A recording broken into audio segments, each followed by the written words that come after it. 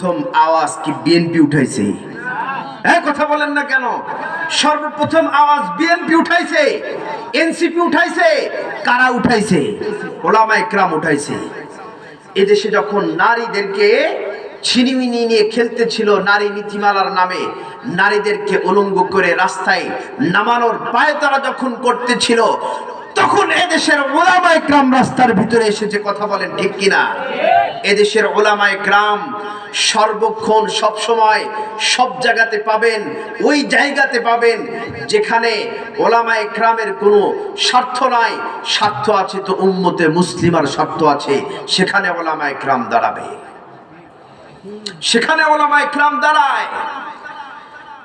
আজকে বাংলাদেশের ভিতরে আপনি তাকায় দেখেন, ওলামায়ে কেরাম যতগুলো আন্দোলন করেছে, আন্দোলন করে কয়জন কয়টা সিট দখল করেছে?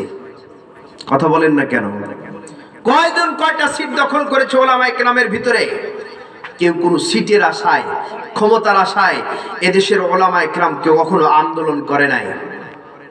যারা বড় বড় লেকচার সারে 18 বছর 17 বছর আমরা আন্দোলন করেছি, আন্দোলনের বড় বীর। তুমি কার জন্য করেছো? তুমি তোমার জন্য করেছো। আরে কথা কয় না? তুমি কার জন্য করেছো? তুমি তোমার সিটের জন্য আন্দোলন করেছো।